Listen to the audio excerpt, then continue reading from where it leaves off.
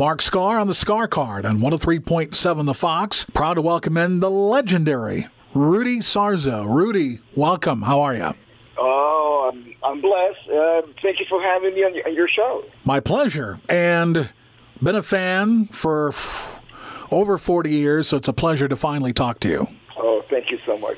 So our focus today is I Can't Hold On, this quote-unquote new Quiet Riot song that just came out in December. And, of course, Kevin Dubrow and Frankie Banali are on this with you and Alex Grossi. How did this happen? How did this track get found? How the track was found? Well, maybe we should go back to how the track was originally created as a song with Alex and Kevin on it. And they were writing material for a future record. And then, this is back before Kevin passed away, obviously, in 2007. So by the time that I got the track to record on last year, what happened was that we were looking for songs, from Alex and myself, we were looking for songs that we have been working on that could be a fit for Quiet Riot, since I've been back in the band since last year. So Alex had forgotten about that song, I Can't Hold On,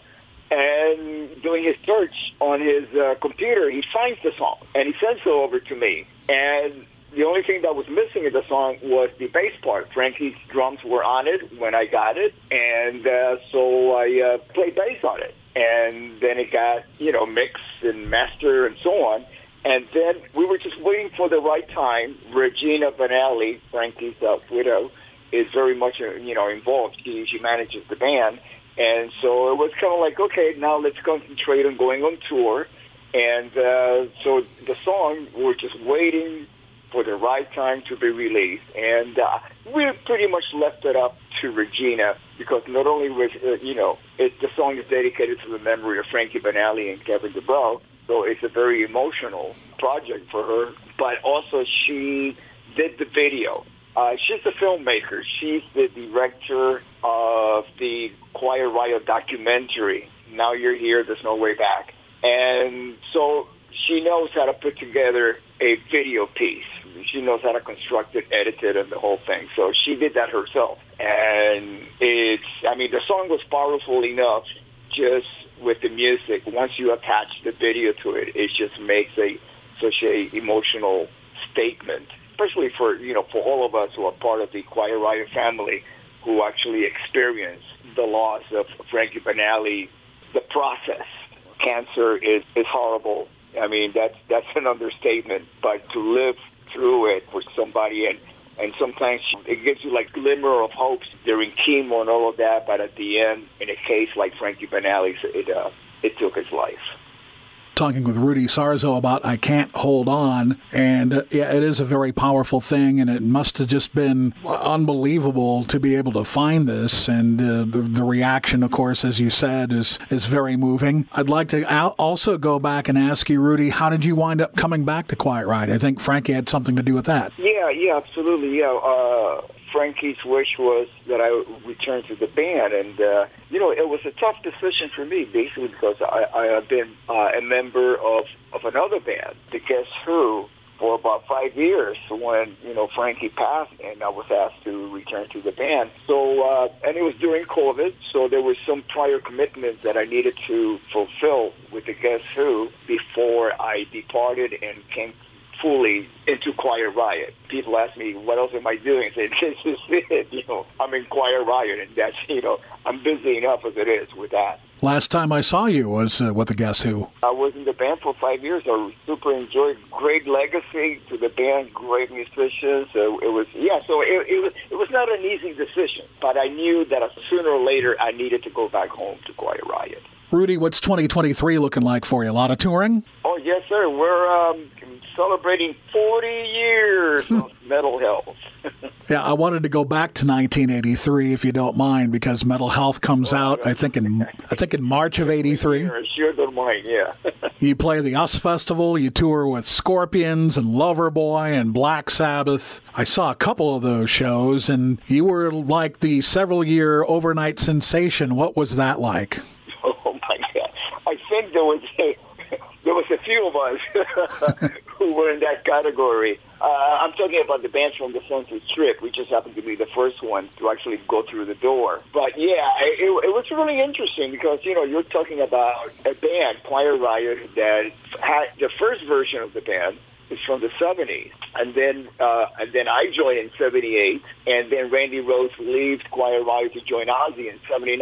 I would say 90% due to the fact that by the time that Randy left Quiet Riot, the music industry door was shut to bands like us, like Quiet Riot, and there were like different incarnations of other bands from the 80s that were around at that time. One of them, it was like Nikki Sixx's band, and then you got a version of Rat, and you got a version of Great White, and so on. They were around. We were all around at the same time. But the industry just shut the door on us. So it was impossible. We were just beating our heads against the wall, and the record labels were telling us, hey, the kind of music you guys make is dinosaur, and that's what we made. That's what we were, that type of music. And it was a time that we were not sure if what we were doing musically was ever going to come back, but there was nothing else that we could do about it because this is purely who we were.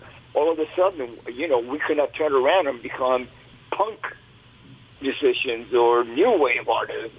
No, this is what we did. And it was just a matter of time. The cycle came back, which actually I missed a bit of that in Los Angeles because by 81, I joined Ozzy. From 81 to 82, 83, there were still kind of like new wave, and punk was still leading the charge as far as what the record companies were looking for. But since I was playing with Ozzy, I was aware of the new wave of British metal coming, and which included Def Leppard, Motorhead, which actually opened up for Ozzy on tour. So I was aware of like, wow, these bands are coming.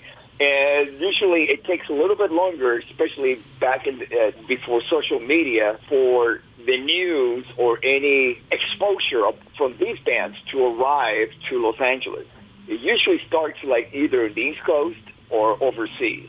Talking with Rudy Sarzo about Quiet Riot, and then voila, Metal Health, #1 record, really opened the floodgates. There's absolutely no question about it for everything that came after, and it was a really high watermark moment. Absolutely, and we did not intend to do any of whatever, the success that we reached. That wasn't the goal. The goal was actually just to like maybe sell 10, 50,000 records if we're lucky, just so we could get to make another record and be professional musicians. That's what we wanted. So that record is so, when I say organic, it's all the elements, all the songs, all the, the music, the performances, everything in it was done honestly. We weren't trying to be anything else but ourselves. We didn't have any, it was, by the time we did the second record, it was kind of like, well, you sold so many millions of records on the first one, so you got to repeat yourself again to have that level of success or higher.